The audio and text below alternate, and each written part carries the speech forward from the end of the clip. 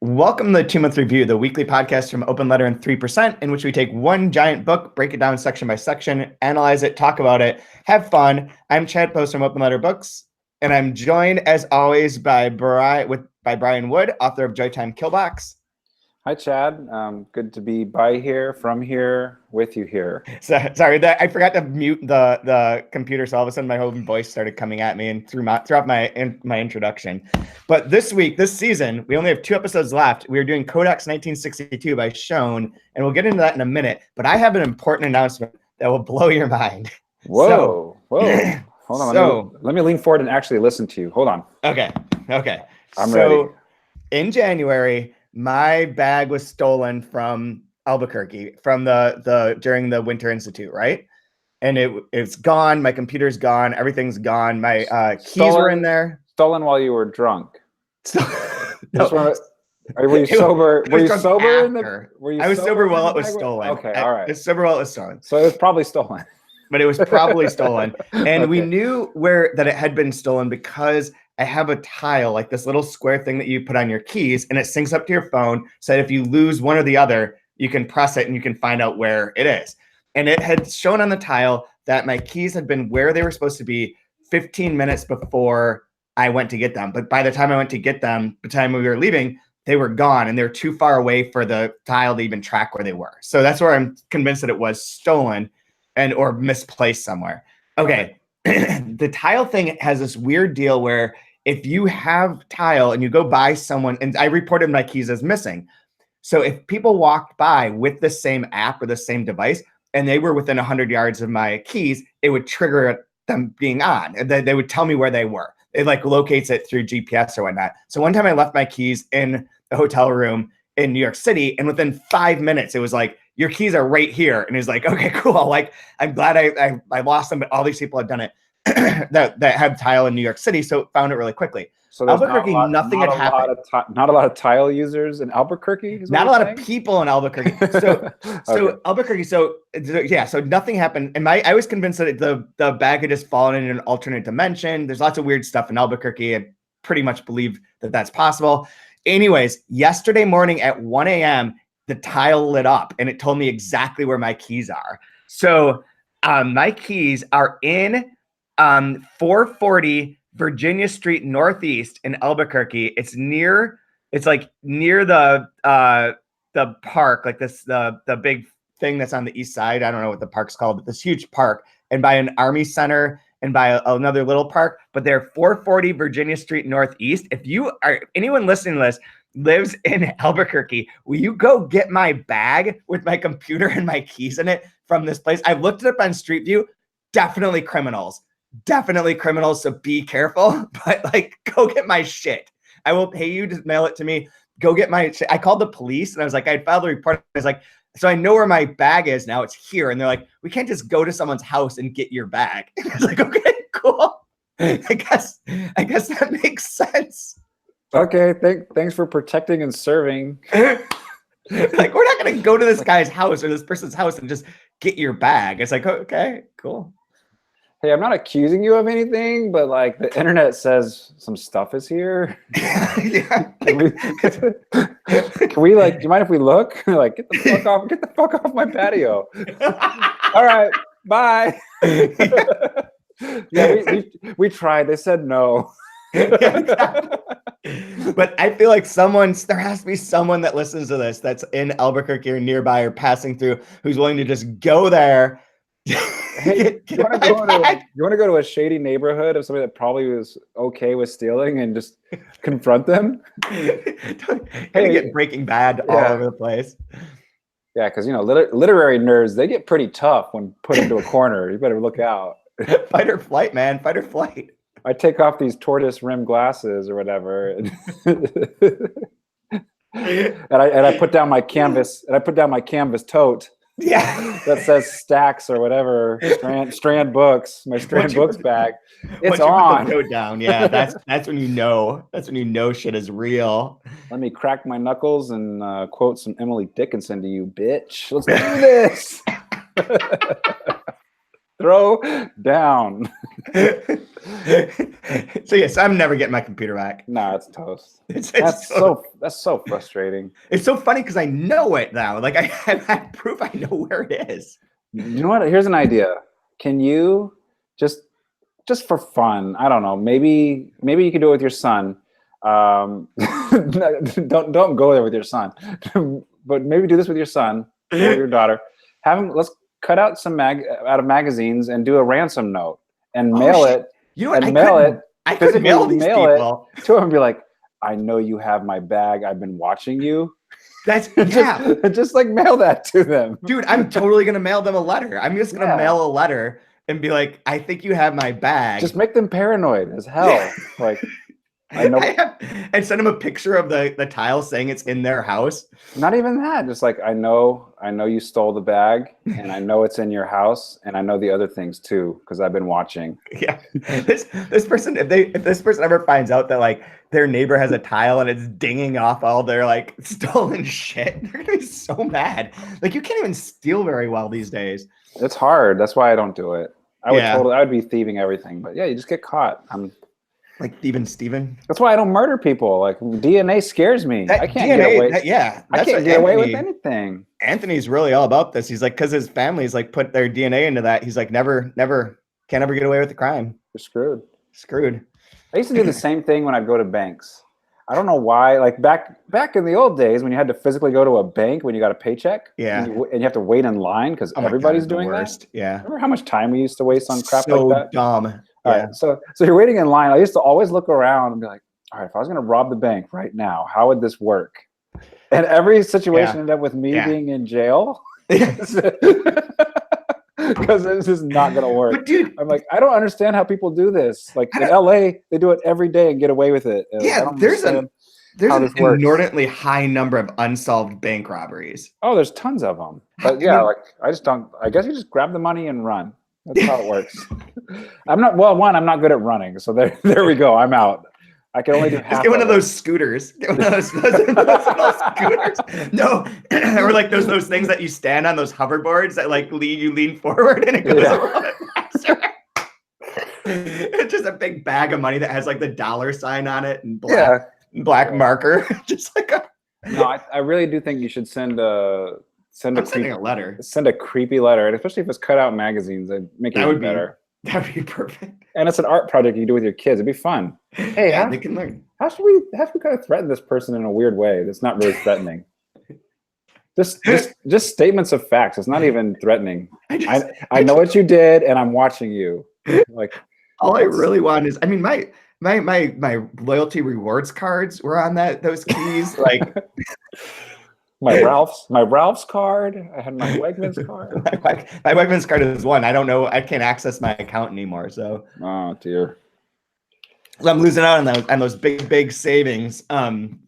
Anyway, so should we talk about this book? I think we should. Yes. I think after we've done threatening people and talking about crimes that we would like to commit but haven't, we can get into this. So we left off at page 406, in which there was the last thing that happened was that Haldora Octavia and her mom were talking to our narrator when he's like a little kid, and she remembers that and mentions that his toes are all messed up. But we're not going to even get into that. This section is kind of weird to like talk about today because it's more other stuff, more other parts to the stories than the things that we had gone through last week, where we talked about his origin, like the interviews with the lady from the from the scientific office, the genetics office, who's like interviewing him and all these people who have these weird problems, and the geneticist who's kind of telling his story into the tape recorder. And not much of that is in here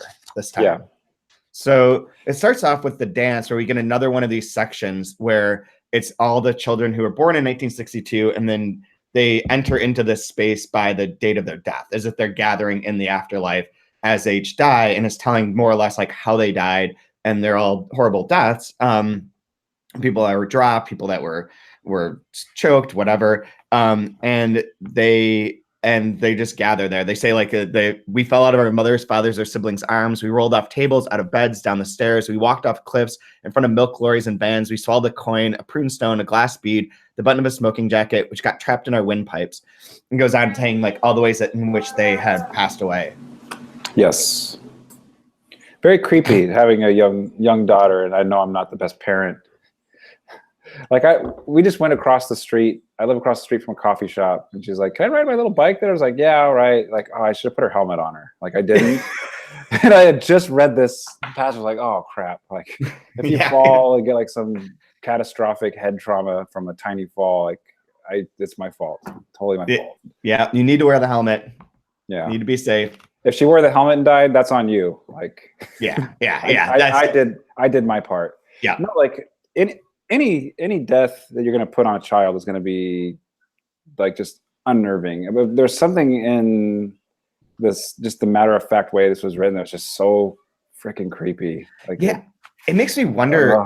Like, I know it's not. I don't think it's meant to be creepy, but it's hard not to. Just like this like bardic state of like dead kids. Yeah, like, and as they're gathering and interacting and like waiting. And like the guest last week said, we're all here. We're all waiting for you, children of 1962. What surprised me, I guess, or maybe it doesn't, is is this actually accurate? So there's like 4,000 kids it talks about from they're born in 1962. Would this be like the right number of them to have died within 4 years? I don't know. It feels like a lot. I didn't look up the numbers or the census stuff because I just don't have time for that in my life right now. But I don't either. I'm just curious. Like, but it feels somewhat researched. I mean, this is just, I don't know, the number of dates that are actually written out here. I kind of skimmed through them. I didn't read each one to try to find some specific meaning in the like. No. Oh, boy 19 was born in November, whereas girl 21 was born in October. Those aren't numbers. Those are the dates. No, I know, like 19 November or whatever. But like I didn't go through to try to find the meaning of what happened on November 19th or whatever. No, I didn't either. I just skimmed through the death dates to see like how far out we get. How creepy is that one though? The one boy 19 November 1962. And then the death, I don't know, 63 sometime. That's the person who fell off the cliff. It must have been taken out in the ocean or went missing. So we get that. There's no more sections of that in this week's episode. Oh no, there's one more. And I think what really made it kind of creepy too is it escapes me right now, but it has like that royal we, whatever that part of speech is. Yeah. It's it's kind of angelic. Like Let's actually skip ahead. We'll skip chapter 9 for a second and do the other dance. So the other dance, it continues on. What I didn't realize this until right now is that this first part where it says girl 12 January 1962 through 13 January 19, this is repeating all the people who had died previously. We're already there. Because the last one was at December 20th, 1966. And then the new ones are below. I think that's why, like, when I was looking at it, I was reading this as like, this is a lot of kids dying very quickly, but it's just repeating those dates. So never mind. My question was dumb. In this case, we get to people who are 10 years old, and they are talking. And so they point at each other. They talk about the scythe. They talk about a little bit of that they're dying. And then it ends with the part that I thought was really intense. We lived on in our siblings born the year after our deaths and given our names. We lived on in the christening gowns donated to churches in our memory. We lived on in the photographs crowding the walls of our closest family members or our grandparents' dressing tables. We lived on in the reports of accidents on the front, back, and middle pages of the newspapers, and death notices and obituaries cut out and kept yellowing between the pages of photo albums and Bibles. Dear brothers and sisters born in 1962, we await you here. Yay. Yeah, this is dark. I know. I couldn't help but get like, this isn't the right vibe, but I kept getting like this Children of the Corn kind of a vibe. Oh yeah. It is. There's something. I mean, it's just the matter of factness, like you mentioned, of like how it's presented and portrayed is like really affecting and wild. So it's the whole scythe thing. Yeah. and they're like chanting, "Cut the corn down." You, Like, you, oh, you, ah, you. Like, they're reaping all the children. Cain's work is No, done. oh Yeah, God, this is a bit of a nightmare almost fuel. Yeah, a night Twin Peaksy sort of vibe to this part yeah. too. Like where things sort of transform and they're weird and And like I know, I'm sure most people are very aware of Cain and Abel, but if not, Cain was the first murder that took place in the Old Testament or in the Jewish Bible. Kills his brother Abel, so it's like Cain's work is done. Like, isn't there like another, I don't remember where I read this recently, but in some book or somewhere where it's like, but actually Abel was the first one to kill because Abel killed a cow or killed like a sheep or whatever to eat, and Cain was upset about that, and then he kills his brother. So there's like multiple levels.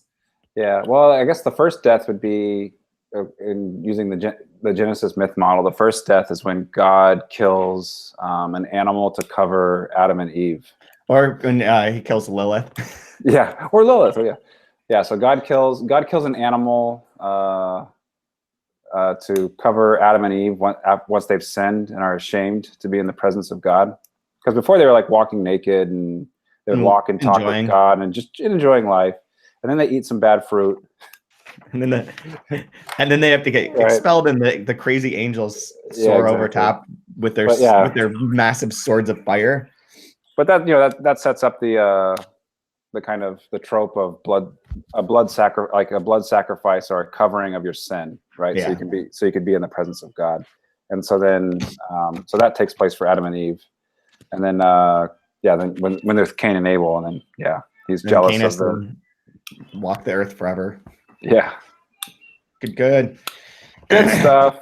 So Cain's work is done. That's a super creepy line, all things considered. It really is. It really is. Yeah. So going back, so the dance is there. Well, there's more dance next week in the final episode. But going back to chapter 9 and 4:11, this is goes back to Yosef Lowe, our narrator, the person of mythic birth, either as a golem or whatever, and that's all going to be upended here in a second, in a way. And he talks about being like the silent child, the one who didn't really interact with a lot of people. He's telling all about his dad and the preamble that his dad would put on him about like before he gave any stories. Then there's like little things that he had of collections or like newspaper headings, and he claims that they're the demise of Raffen the stamp collector and how he had transformed into a werewolf. And then he goes on to talk about his mother, and saying like he has a portrait of his mom and the picture, thinks about his mom's face and what she looks like and all that kind of stuff. And then he falls asleep. And this chapter like really is just, I don't know what to say about it because it just kind of moves a little bit. But the mother thing is going to be important because it's going to, Aletta is going to make a statement about that in the next chapter. Well, I circled actually page 415 where he has the description of the mother, and I thought it was really wonderful writing by Schoen here in the concrete way he describes the mother. And it's because it jumped out at me like, wow, this is one of the most like wonderfully well rendered descriptions we have in the entire book. Yeah, that's true. It's so beautiful and touching. I'm like, as I was moving forward in the book, I'm wondering, why did he do this right here, right there? Like I put a question mark next to it. Yeah. And then it's very interesting to find out not that much longer that now there's these holes that are being poked. Like, that's not your mom. You really think that's your mom? Like, so it was this wonderful, like, oh, I get it now. It's like he builds this up so that he can subvert it with us later. Yeah. And, like, remove that. It was such a great move by Schoen here. Yeah. So first paragraph says, in the photo under the shiny convex glass, my mother has her right profile to the camera and is looking slightly down and to one side so both her eyes can be seen, the soft daylight picking out her features. Her expression is serious yet gentle. She is pensive. Her dark hair is combed into fringe that falls over her forehead from under her black, is it cloche hat? Sure. That covers her head to the nape of her neck. She's wearing a white jacket with the collar turned up against her long throat, a deep seam running from her neckline down her slim shoulders to the edge of the picture. The background is divided. Like, it's this beautiful... Yeah, like you can picture it perfectly, like that kind of somber looking down to this. Like, we all know what that photo looks like, and it's almost kind of a generic pose, but he makes it seem so precious and meaningful. Yeah. to Yeah. our narrator. So I just thought it was just wonderful, and I was wondering why the hell did he do that? Then it made total sense a couple pages later. Right. It's such a great move. Really, really well done there by Sean. I like the sentence I underlined was on the next page. I felt my mother's gravity must be put on, as though at any minute she would burst out laughing at the photographer's ridiculous instruction not to smile while he was taking her picture. Yeah. Yeah, I do. It is really pretty, and it is like a nice, almost like I don't know what to say, like just a nice calm moment in the middle of all of this. Yeah. No, I mean, like, this is definitely something I'll note and use when I'm teaching craft classes or later. Like, I want to bring this up and show people, like, you can take something like a photograph and use it to something more than just like the symbol of, oh, it's my mom and I loved her a lot and I missed her, I never met her, you know. Right. Like, yeah. How to get some weight out of it. It does such a fantastic job with it. Yeah, absolutely. And we can just jump into chapter 10 then, because this is where that all gets upended. So sure. This is where it's funny at first, because Aletta that's interviewing him is supposed to do all these interviews. They're only supposed to last like less than an hour. And she's like, he talked for nearly 4 hours, getting as far as the conception of the 1962 generation after a long prologue, related in exhaustive detail and with many digressions and more tapes than she can bring herself to count. And then it goes on in the next page to say that so far his entire speech, which basically is this entire book, has covered the first 4 questions of that questionnaire. That's so funny, because I think last episode where we were looking at the what the prompt was that she uses, her template. Yep. I'm like, can you imagine like our narrator trying to answering these questions, like, where were you born? What is the origin of your parents? Since like that's basically what this book is. Yep. And then here it is, yeah. And then here it pops in. Is that whole list. Yeah. So he's gone through those first 4, and he hasn't even gotten to childhood residence, education, childhood hobbies, marital history, children, adult residence, political views may be omitted, religion may be omitted, adult hobbies, memorable incident, and memorable dream. Oh dear. I just want to read 424 real quick, because if somebody asks you, what are you reading? She basically explains everything up to where we are in a paragraph on page 4. I forgot about that. It's amazing. It's like one paragraph. And it sounds as bonkers as it read the whole thing. Yes. All right. Maybe it starts on the story he had told her. Okay, so I'll start on 423. The story he had told her, as far as she could grasp its thread, I feel like that as well, was of how the Jewish alchemist Leolo, his father, had come to Iceland on the Godafoss at the end of the Second World War, having escaped from Nazi concentration camp, more dead than alive, with the sole possession he had managed to rescue from the disaster, a hatbox containing the light of his life, the figure of a baby boy, molded from cold clay, which turned out to be Joseph himself, shaped, according to his father, by the hands of his, quote, mother, the kindly talkative chambermaid, Marie Sophie X, while she was nursing him, a broken-armed fugitive, for the few days he had spent hidden in a secret compartment between the rooms of Gustav Verslander and the small town of Hukenstad in Lower Saxony, the act of creation reaching its climax when the child opened his eyes and saw the girl see the fact before which two frames of film had been placed in his eye sockets, one showing the Führer in full rant, the other showing him surprise, having spilt gravy down his tie.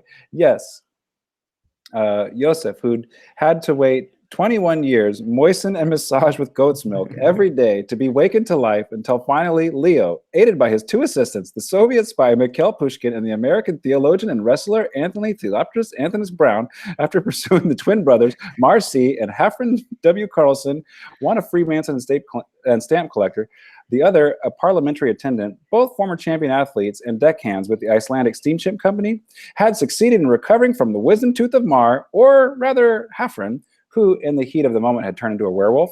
The gold filling made him the ring the brothers had stolen from Leo long ago on the voyage to Iceland, which was essential for making the magic seal that he then pressed into the clay between the boy's solar plexus and pubic bone in place of a navel, waking him to life on the morning of Monday, the 27th of August, in the oft-mentioned year. That's it. Duh. Like, duh. What do you mean? What am I reading? I'm reading that. Oh, okay. Got it. I read that too. That all folded over because it's such a great summary. Sorry, I didn't read that any better. I was trying to do it in one breath, and it's impossible. But it's one sentence too. Yeah, that should be the challenge. Can you read that in one? Can you read that in one breath? Oh my God. Yeah. So that's where we are with his story, and then she's telling, and then immediately she's like, "But your mother, I looked you up in the Book of Icelanders. It says that your mother was born in Reykjavik in March 1927 and died in December 1962. And her name was Brynhildur Helgadottir, and the blood drains from Yosef's face. And then we get the beginning of the saga of Brynhildur Helgadottir, and this is fucked up. Like, this is hard to take. So basically, like, she's at this moment, in this part, we'll get the second part of her in a minute, and it will sort of like put the pieces together as to who she is and why she's a character. I didn't recognize her name at first when I read it here, and then when I got to the second part, I was like, oh yeah, that's right. This is someone from the last chapter. But here she's dies of exposure near the Klepper Mental Hospital on December 16th, 1962, after she wakes up having been like raped and beaten to death by someone at a party where she's all fucked up and her friends are all fucked up and they all want her to like perform, and they're clearly like, this is not a good scene. She sees the guy who had punched her because he's got bleeding, swollen knuckles. She leaves this party and is stumbling out into the winter with like a coat that's like inappropriate for the time, like a too short coat that's like a spring coat, freezing to death, on her way to try and find a place to be safe if she could get to the mental hospital. And like that last line is intense too. Klepper is the name of the mental hospital. Klepper offered a refuge to all those who could no longer recognize any part of themselves but their eyes. Yeah, and her face is described as being like disfigured. There's like her molars are loose, her cheek is gashed open, and I mean it's horrific.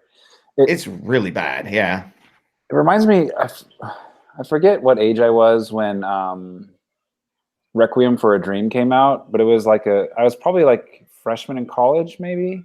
Mm-hmm. But it was one of those films like everyone's like, "Oh, you got to see this movie. It's amazing." Like, so I watch it and just like, this is fucked up. I don't like the way this makes me feel at all. No. There was the hardcore party scene, right? Yeah. And this reminded me of that, where there's this escalation of going to more dangerous and dangerous places, and what happens to her body going, and like, oh, it brought back all of those awful feelings of that first time I watched Requiem for a Dream. Yeah. Oh man.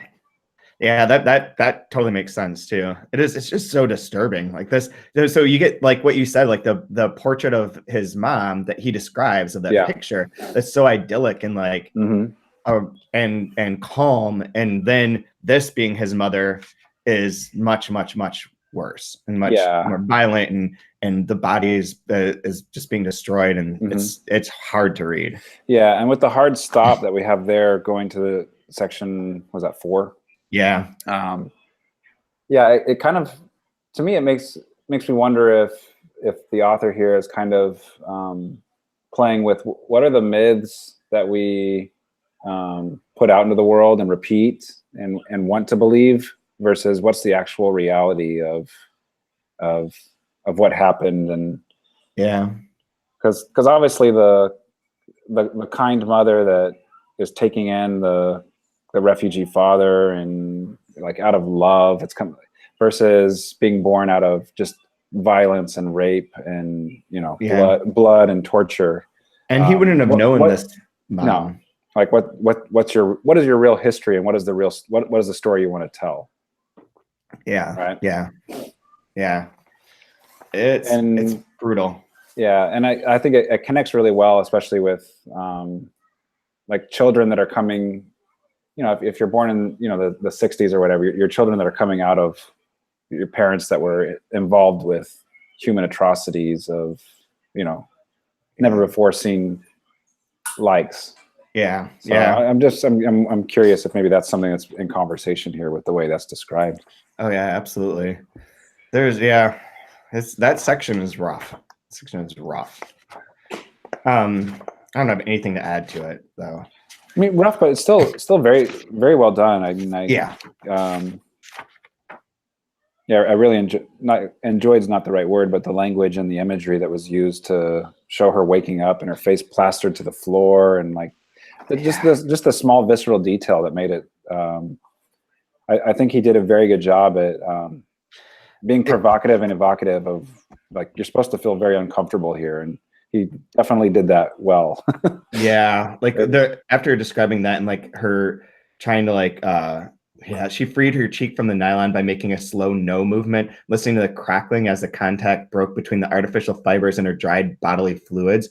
There was the thudding of footsteps upstairs, the echo of a dance tune, a crash of breaking glass, shrill laughter. But then, like, just below that, holding her head steady by dint of fixing her gaze straight ahead, she wiped the blood and vomit from her face, then rubbed her hand clean on the tatty blue-checked blanket that covered her from groin to knee. It seemed to have been tossed over her as an afterthought, since it wasn't large or thick enough to provide adequate protection for an adult. And apart from her bra, which had been dragged down to her navel, Brynhildur was naked. like it's so stark.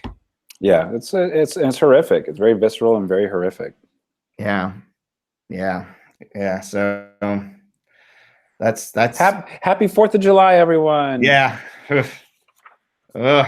Blood, death, torture. Oh, the other part that tripped me out in here too is where she then sees the woman. So there in the sitting room doorway was the woman who had brought Brynhildur into the party and left her as a deposit with their host in return for being left unmolested herself while enjoying his hospitality, booze, and cigarettes. Yep. That's brutal. Yeah. It almost reminds. Okay. And again, like it feels kind of reminiscent. Like it's the modern day one of like. There's the story of the lady who, like, if you took in Nazis, after the Nazis were gone, like, you're going to be taken out in front of the village and just shamed.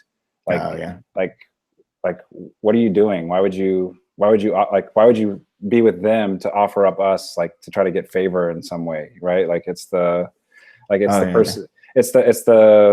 village person that sleeps with Nazis when they're in town so that their house doesn't get damaged or whatever, right? Mm-hmm. It feels like a similar type of transaction taking place there, where it's like, here, I got a party girl I can bring over, like, just don't do me and like give me some drugs. Here you go. Like, yeah, you can do whatever you want with her. Yeah, it's like, why would you do this to someone? Like this is horrific. This is horrible.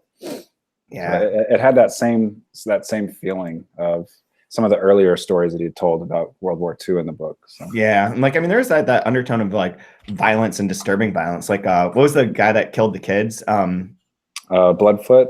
Bloodfoot. Yeah. Yeah. I was gonna say Foot Stomper, but that works too. And there's also something too in the way this connects too with the other very visceral rape of the Nazi guy earlier, right? With his real mom, or the one that he says is his real mom. Yeah. So both mothers are assaulted, sexually assaulted and raped. But in both of them, the men have like this awful, just sinister, like sociopathic way of just kind of like smoking cigarettes and like, oh, hey, you woke up. Like, yeah. Oh my God. Like, oh my God. Yeah. There's like, there's something, it's already a villainous act, and then he makes it even more reprehensible by their just lack of care at all. Yeah, like just concern. Yeah, nothing happened. Hi. Yeah. Oh, I thought you said that she was fun. Yeah. They're like, come and see. She's gonna do a number. Like, oh fuck. Yeah. So it's mirrored in a way where he kind of brought it into a more modern time versus how it was done in World War II, but it felt like there's a parallel there with this horrific act. It's true. It's very true. Thanks, Sean. Fun reading. Yeah. Fun reading for the summer. This is my beach book. Appreciate it. You know, we saw on Instagram that Patty Smith just picked up a couple Sean books from the Icelandic from Reykjavik Airport and was reading them. Oh, well, awesome. She should come on the show. Ms. Smith, if you'd like to come on, please do. I met her once at a party, at a New Directions party. Oh, cool. She's very cool. So then we switch, like you said, to that stops. We go to part 4, which is from the tape, the geneticist tape, where he's drinking his expensive whiskey and now pissing. And he talks I'm about converting whiskey into urine. I underlined that because I'm like, yeah, that's the most like drunk college chemistry major thing ever. Yeah, bro, check it out, man. The transitive property of my kidneys. Like the stupid drunk douchebag talk. Yeah, yep. Very true. And then he talks about wanting to be. Hey, have you ever read Infinite Jest? Have I? Let me tell you about it. It'd be like 26. Like, all right, back up, dude. Oh my God. So then he talks about wanting to be a poet and goes kind of into like his past about how he and his friends wanted to be poets. They were secret poets. They wrote things under pseudonyms. All fine, all good, whatever. But what's funny is that on 437, the following summer, he was given a French kiss by the writer Gudberger Bergson at the Naus Bar. Gudberger Bergson is the author of the Thomas Janssen book that we did on 2-Month Review a few seasons ago. So boom, our author's right there. Yeah, I saw that. I love that. That's so great. And then he like ends this part by being like, he wrote a poem called Homecoming. And he wanted his brother to like praise him. And instead his brother's like, no, it's garbage. So instead he goes on to be go to medical school instead of becoming a third-rate writer. Such the wonderful French existential angst, third-rate pastiche of Sigfus Daddison. Like, oh my God. All right, fine. It sucks. We don't have to be a dick about it.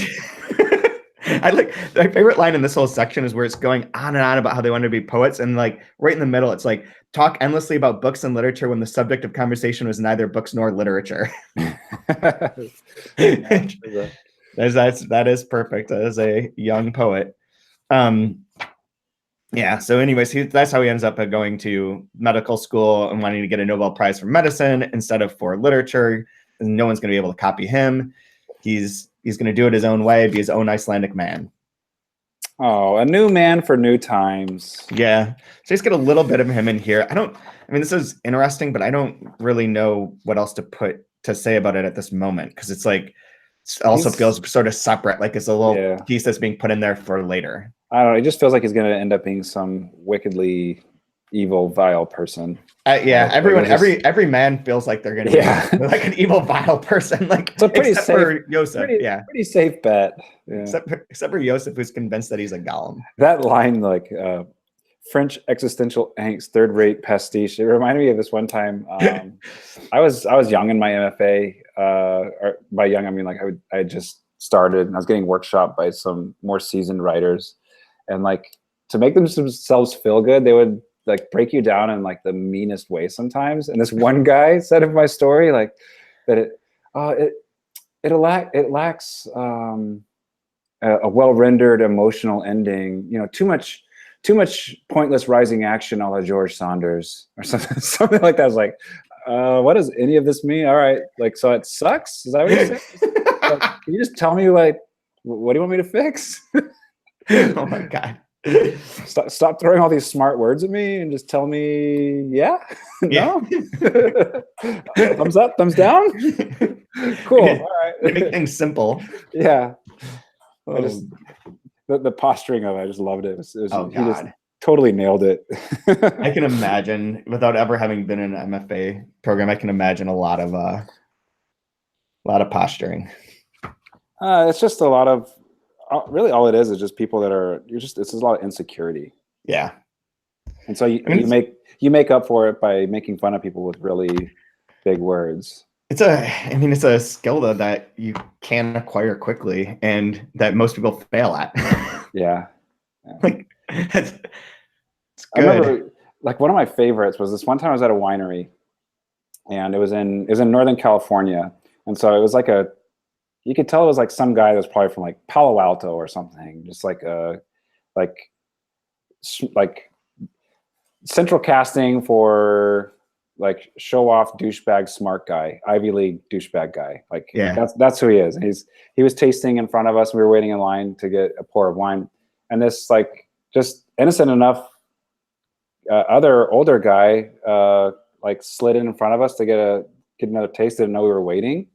And then the guy that was pouring wine was like, "Oh, is there a problem here?" Because like the douchebag guy was obviously agitated, and he goes, "Oh no, everything's fine except for this interloper and usurper here. But you act however you'd like, sir." Oh my God. But I was like, "What are you like studying like for the GRE verbal? Like what the fuck? Who calls somebody an interloper and usurper?" Oh But like if you just called somebody an asshole, like that's not as mean and cutting as calling someone an interloper and usurper. That is like the most mean, like just passive aggressive, mean, awful way to treat somebody. It's so miserable, right? Yeah. Like just call him a fuckhead. Like that's not as mean. That's not as mean as calling somebody you interloper and usurper. Like we could take a glove out and slap him in the face with it. Oh my God. Challenge to a duel. I know. Like it was so mean. Like man, people like with their intellect can be so much meaner than just like, you know, the idiot that cuts you off and you flip them off, like whatever. But like, yeah, to search to find the right word that's so pointed and to just dagger somebody with them and the softest point of their body with it. It's like the cruelest thing you could do. I just remember saying that, just like, man, what? I'm not going to learn vocabulary words anymore. Fuck you. I'm going to reduce to 25 words. Yes. We must only use them for good. You can't call someone third-rate pastiche. That's so cruel. Man, this brother unlocked a lot for you. I know. No. Like all the traumas. It's all flooding back. Oh my God. All right, so Saga Part 2. Saga Part 2 of Brynhildur Helgadottir is where this all ties together for who she is. So just to summarize without going through it page by page, she is the brother of Asker who was murdered in the last section. That was her brother. She was the sister that's referred to in there, and she's the mom of Kitty. I think it was Kitty Chick was the kid who dies, who goes around singing songs and whatever, and he gets crushed and dies. So it turns out that this is the woman who is the mother of that kid, brother or sister to the guy who was murdered, and had a stamp collection stolen. Although I think he framed Hoffen or whatever is at the end of that. Her mom has drowned herself. Everything's like pretty tragic. And she ends up getting married to a preacher, which is pretty fun. And then the preacher and her fall apart. 4 years past, she's basically out living this sort of party life, trying to get, starting out, she sells her brother's stamp collection and uses that money to get a little bit drunk. She becomes famous for being able to drink so much and so much more than anyone else. And then she starts using drugs, and then she just goes and loses all of her shit. And the only person who takes care of her in any way, shape, or form is Jan Jansen, who is Leo Lowe, our father. And then when she figures out that she's pregnant, she gives birth and says that she's going to register him as the baby's father. And then she dies. Yeah. It's weird. Like it works in a really neat way where, like, I felt like maybe it's just me, but I feel like everybody kind of knows somebody like this, that like, oh, she's like the crazy party person. Like, watch out. And usually like someone that's like that like there's been some sort of trauma, something like for you to be that reckless with your life. It's almost like you don't care about your life anymore in some ways. Yeah. Right. Like I had my sister's friend, her father died very unexpectedly, and she was like a straight A student. And then all of a sudden she's like, I'm a party animal now, like out of nowhere. Right. So it felt just very real, again, very real and well rendered, that out of this trauma comes this, like, try to play your life clean. That goes really bad. Terrible idea. Yeah. with the minister person. Goes crazy. But then I loved the way it looked, where like you can come at night and I'll feed you some leftovers. I'll give you a little bit of money, sleep. I'm not here to do anything, but just try to love you in the right way and take care of you as human beings are supposed to do to each other. Yeah. It's such a wonderful, like, tender, I thought it was just really well done. And again, I think it mirrors the way he was taken care of. Right. By Maria Sophia. Is that the right? Maria Sophia. Yeah. it's almost a mirror opposite of that. Like I'll take you in and I'll take care of you regardless of who you are, where you come from, what your past. Like it was so wonderful to see that mirroring take place. Right, exactly.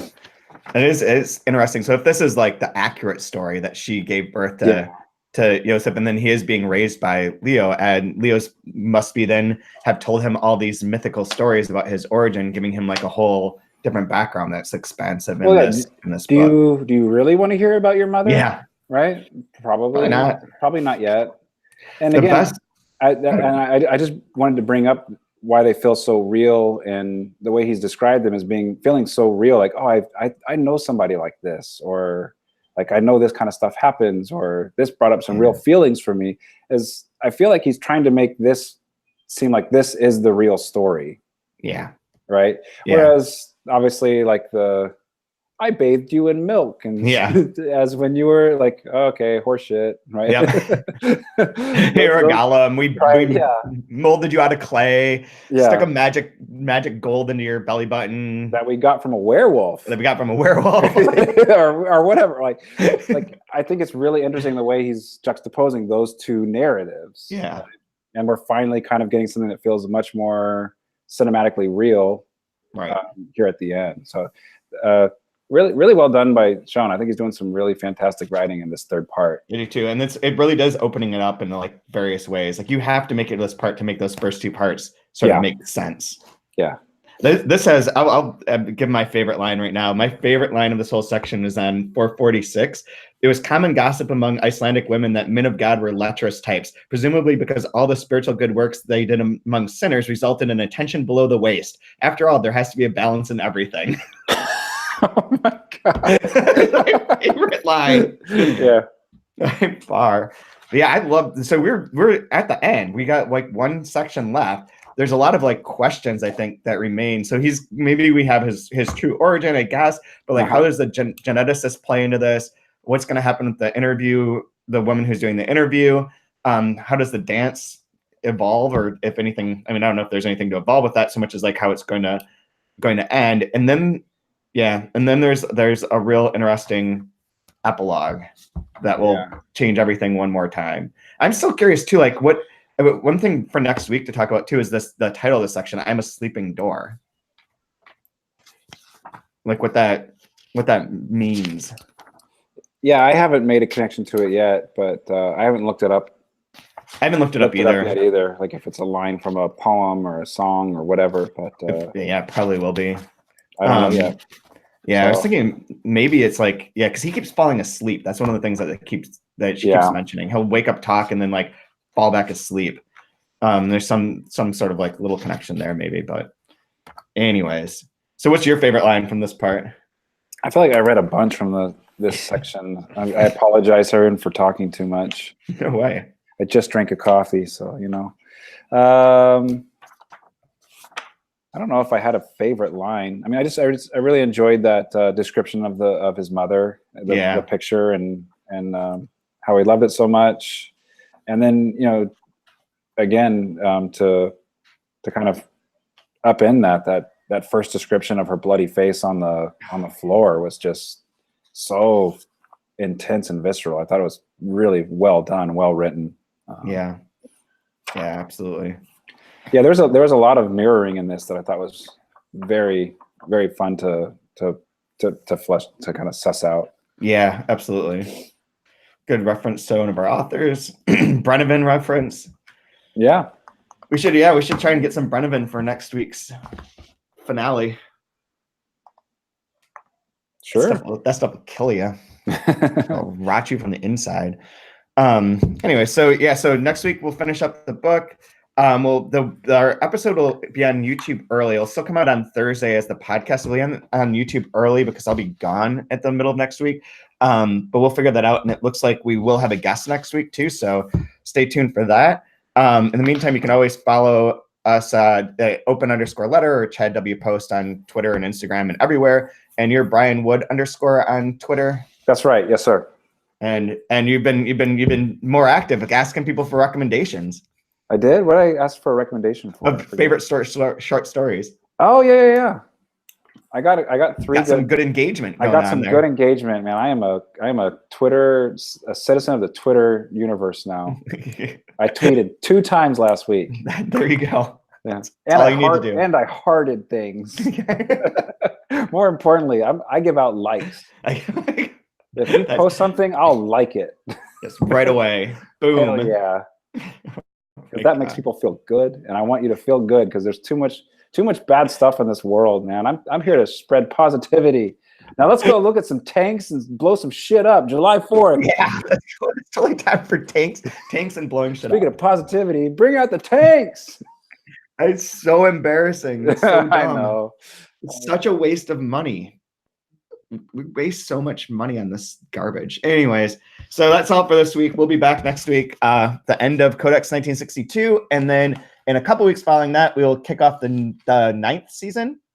Yeah, the 9th season with Kirsty Skolmswald's Monster Human, which for anyone listening to this podcast, you can go back to the 3% podcast is in its own feed, and there's a bonus episode that came out earlier this week that's an interview with Becky Crook, the translator of Monster Human and some other Norwegian titles. She talks about how she got into it, like different things that she learned along the way as a translator, and things to watch out for as a contractual things to watch out for as a translator. So it's a pretty interesting interview, but that's on the 3% bonus episode. And we'll be talking to her again when we get into the actual book. So awesome. Can't wait. Good deal. We'll talk to you all soon.